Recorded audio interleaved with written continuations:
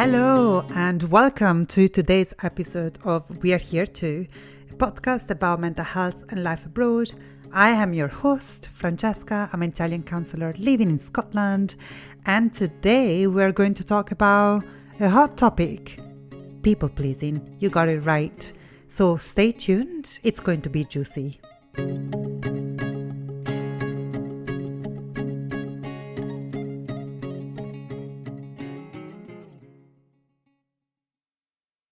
I think it's important to talk about people pleasing and what it's all about before delving into people pleasing and life abroad. Because some of the things that happen when we people please, they have a very interesting nuance when we live abroad, and that it's its own category, if we can talk about it in those terms. So people pleasing in substance is our inclination to change ourselves in order to make ourselves acceptable enough for others, or in order to get appraised by others. There are many different reasons why we do so. Some of them can be rooted in trauma, can be rooted in our attachment style, and some others that simply are the outcome of years and years and years of being isolated, pushed on the side, told that we were not good enough, made, our feelings feel like they do not matter because other people's feelings matter more than ours. So, for example, we may agree to other people's plans just because it's too much of a hassle to say no to those plans. Maybe in the past you were asked not to share your opinion, you were maybe diminished for the opinion you had, you were not, people did not get along with your plans. There may be many reasons why you would get along to somebody else's plan. And so it's important to recognize whether that's because you're simply okay with it, or if there are other underlying reasons, that maybe you cannot necessarily voice because it wouldn't be safe enough for you to voice them.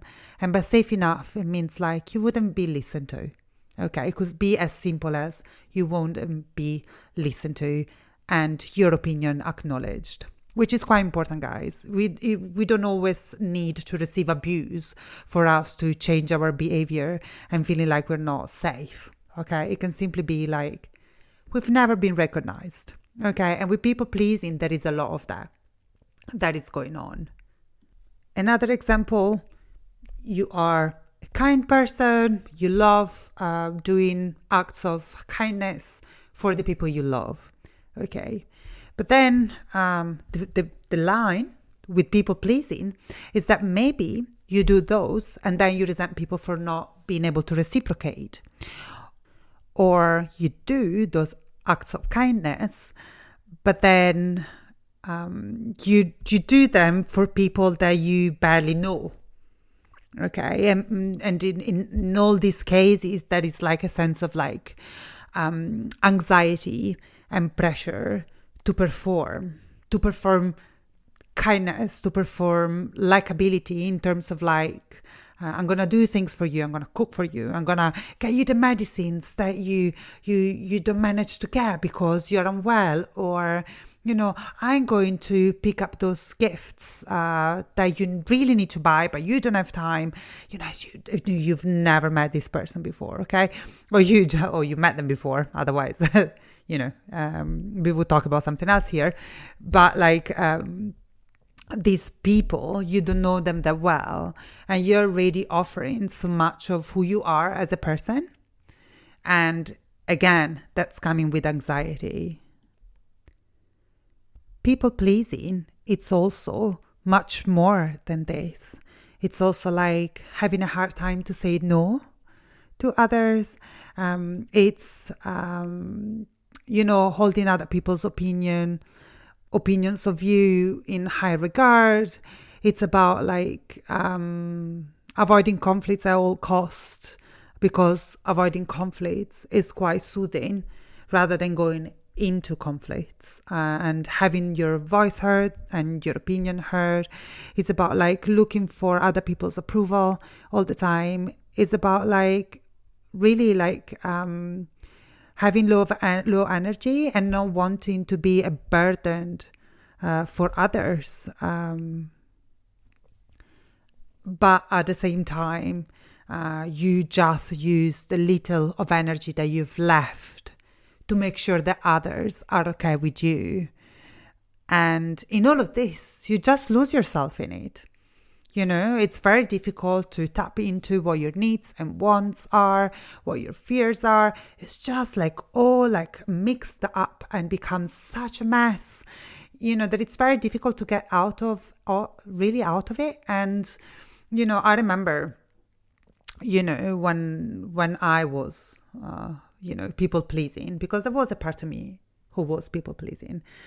And I was, I think there was a part of me that really loved being kind. And I remember when I first started therapy that I really looked at my therapist and I was like, I just don't want to give up being kind. You know, like that's like a very good quality of mine and I just want to hold on to it. And I remember at the time my therapist looked at me and she said like, yeah, of course. It's about like, you know, establishing boundaries and making sure that you're okay with it. So whenever you are kind to others, it's going to be okay. You know, it's coming from a place of abundance. So a place where you can actually give to others rather than from a place of scarcity. So basically I'm just like, you know, consuming the remaining of my energies for other people. So that's the line, you know, that's where, you know, we can also talk about power. How much power are we giving others when we people please? You know, how much power are we giving others to decide about our worth? We're just giving it away, guys, like when we do that. And it's such a painful experience because ultimately what we want is to be loved, to feel like we're not a burden, and to be lifted by all that guilt that we carry when we actually people please or when we do not manage to people please. And so I think it's a very good point here to actually give some warnings because I've read so much stuff about people pleasing on the internet that I just like really, really want to offer my point of view about this. So people pleasing is not a red flag. I repeat, people pleasing is not a red flag. I read so much stuff on the internet about this topic and then I'm just like, wow, are we really judging people for like, you know, wanting to please others? You know, or we're judging people in general. I suppose that's like the world we live in with social media. But let me tell you guys, you know, there is so much pain in someone who finds themselves in doing that. You know, that everything that they need in that moment is to feel loved, right? And the best way that you can show love is by listening, okay? Being there for the other person, respect them, you know, and trust them. And be someone they can trust. And then everything else, you know, would ease up a bit on this feeling of like, you know, from the other side, like I'm not worthy enough of anyone's love unless I do A, B, C, D, F, G, right? Like have good boundaries, guys. You know, I'm saying this for the people pleasing guys. I'm saying this for the people who are in a relationship, who are friends with people pleasers. You know, it's a matter of boundaries. You know, when they're there, they create safety, you know, and if they're anything but safety, then it's okay. You know, that's a very good place where to stop and think and say, okay, that's not what I need. That's enough, right? But that's important, you know. And again, I'm going to repeat for the third time, people pleasing is not a red flag. Now that we cleared the air of what people pleasing is and is not, I would like to share some words about like what is people pleasing when we move abroad, how does that show, and why does it have anything to do with adaptation? I'm going to read a short quote by Gabor Maté. He says, most people abandon their true selves, authenticity, to please others and keep the relationships, attachments, even if they're ones that are toxic and destructive. Gabor Maté talks about this in relation to like children when they're learning at a young age that they're only lovable if, they're only lovable when. We're talking about children here, but we can really extend and expand this to adults and adulthood. And so just let's be in a position of someone who just moved abroad. Maybe it's you. For sure it's not me right now, but maybe it's you. Okay, or maybe it was you not a long time ago, and you're moving to a new country and everything is new, right? Maybe you were lucky and you go to the new country already with a job, or maybe you go to a new country and you are in a relationship. Maybe you go to a new country and you have to start from zero to look for anything, anywhere. And you're excited, you love everything about it, and then after a while, things are maybe a bit slower.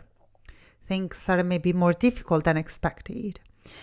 And then it's not happening. It's not happening for you after a day, after a week, after a month. And sometimes the progress, it's slow, in some ways, especially the one of creating supportive, emotional networks. We cannot just find someone and rely on them straight away, or having that emotional bond and trust to create emotional bonds with people within a week, right? We need time. And so we are there, we are in this new place, we keep contact with the family. Some of us are not even keeping contact with the families. The situation can vary, but the pictures that I'm trying to give you, it's not like being in the home country. It's not like being in a place where you've grown up.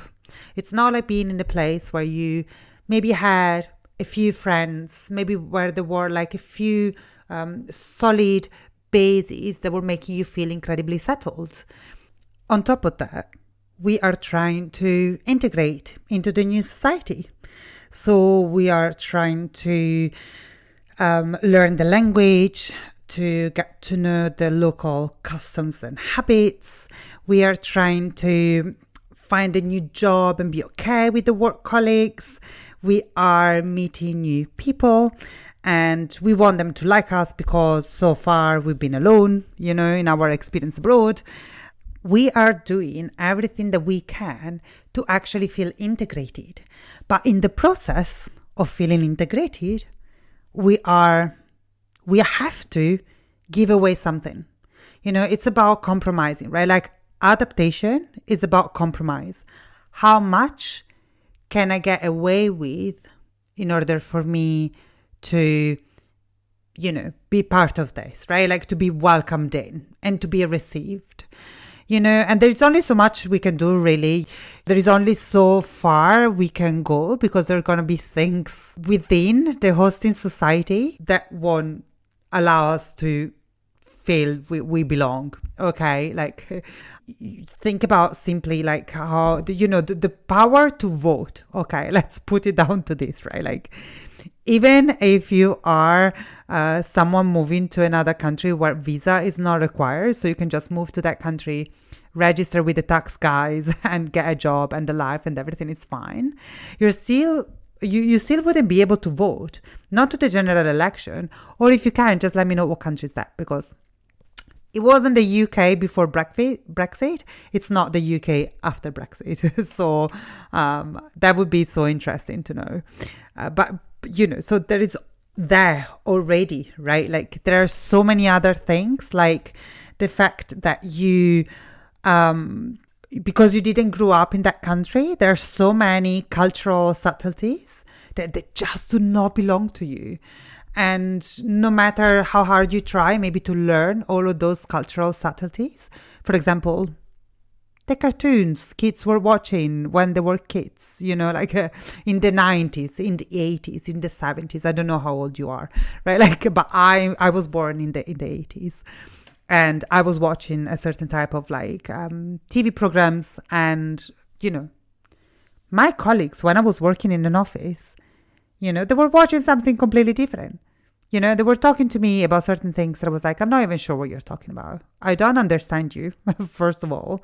And I don't understand those references, And so these things that are so inherent of your host country, they're always going to be there.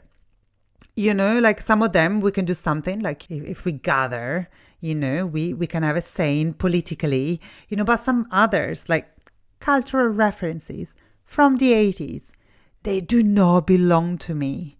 You know what I mean? They so do not belong to me, and they will never belong to me. Even if I get to know them, I will never know what's the experience of being a child, for example, in the UK in the 80s or the 90s. A child of Glasgow, for example. I just have no idea. And that's okay. That's okay, because I had my experience as a child in Italy. But that doesn't mean that when I first moved here, did not feel triggered by the fact that I did not belong. And so I was like, okay, maybe, I cannot get there, but I will try with everything else. You know what I mean? As I said in last week's episode, I would disregard completely Italian. So I started reading everything in Italian. Every time I was looking a recipe, I would just do it in English. Every time I was watching a film, I was just doing it in English with English subtitles, because I was forcing myself not to use Italian anymore. Fair enough. Some of the things that I did helped me in the long run, because I could improve my English fairly quickly. But it was not good for the person that I was at the time, because I was denying a part of myself for the sake of people pleasing and for the sake of integrating.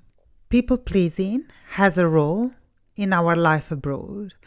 And what I'm trying to basically tell you is that there is a reason why we do things the way we do.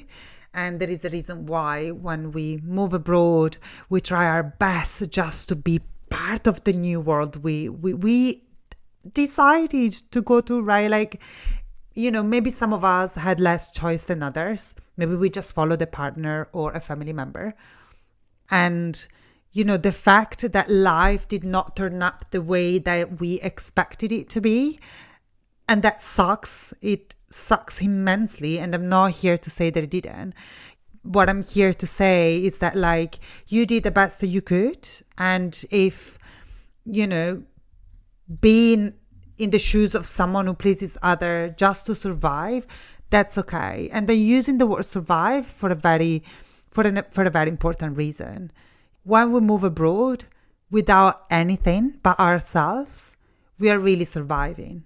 Life becomes so incredibly unsettling despite the excitement, because the excitement can only last so long, and then we are left with our own devices, and we are really, really alone.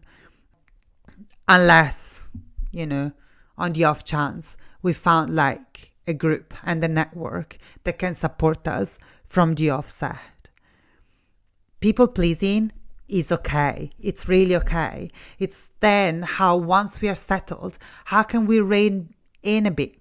How can we, recover boundaries that maybe we had back in our home country, and we had to basically see them molded and bent, and broke.